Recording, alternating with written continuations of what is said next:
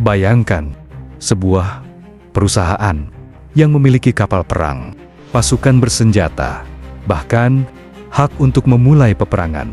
Sebuah perusahaan yang mengendalikan perdagangan dunia dan lebih kaya daripada negara manapun pada masanya. Perusahaan itu adalah Vogue Verenigde Oostindische Company. Tapi, bagaimana ia berdiri? Bagaimana bisa menjadi begitu berkuasa? Dan mengapa akhirnya runtuh?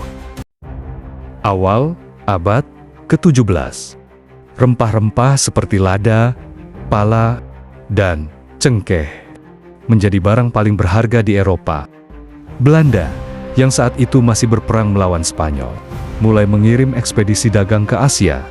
Namun, perusahaan-perusahaan kecil di Belanda saling bersaing, bahkan saling menjatuhkan. Tahun 1602, pemerintah Belanda mengambil langkah besar. Mereka menggabungkan semua perusahaan dagang itu menjadi satu. Verenigde Oostindische Company.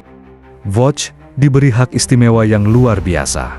Monopoli perdagangan Asia, membentuk pasukan bersenjata, membangun benteng, bahkan membuat perjanjian politik dengan Karijen-Karijen Timur.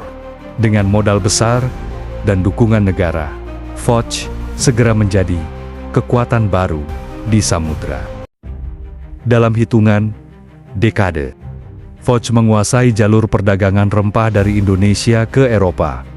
Mereka membangun markas besar di Batavia, kini Jakarta, sebagai pusat operasi di Asia. Armada kapal Vogue berlayar dari Maluku, Ambon, Banda, hingga Ternate untuk menguasai penghasil rempah terbaik dunia. Di puncak kejayaannya pada abad ke-17, Vogue memiliki lebih dari 150 kapal perang, 40 benteng pertahanan, dan puluhan ribu pegawai. Nilai perusahaannya setara dengan lebih dari 8 triliun dolar jika dihitung dengan uang sekarang. Namun, kejayaan ini dibangun bukan hanya dengan perdagangan. Vogue juga mengandalkan kekuatan militer untuk menyingkirkan pesaing dan menekan penduduk lokal. Tapi di balik semua itu, benih kehancuran mulai tumbuh. Seiring waktu, biaya operasional Vogue membengkak. Perang melawan kerajaan lokal dan negara pesaing seperti Inggris menguras kas perusahaan. Korupsi merajalela. Banyak pejabat Vogue lebih mementingkan keuntungan pribadi daripada kejayaan perusahaan.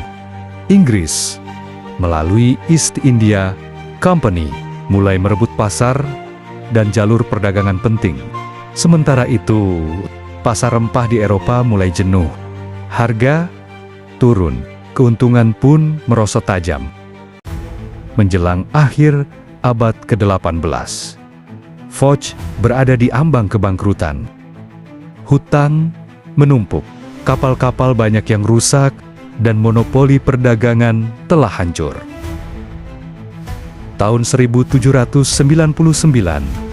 pemerintah Belanda resmi membubarkan Vogue.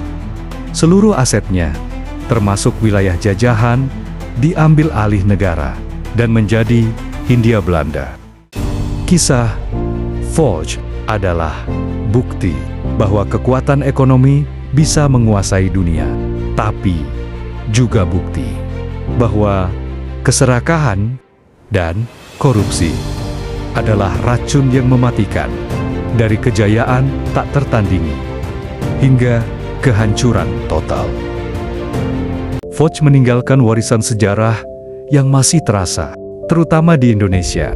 Jadi, apakah Vogue hanyalah perusahaan dagang atau kerajaan yang menyamar sebagai perusahaan? Jawabannya mungkin ada di antara keduanya. Tulis pendapat kalian di kolom komentar, karena sejarah selalu menarik saat kita membicarakannya bersama.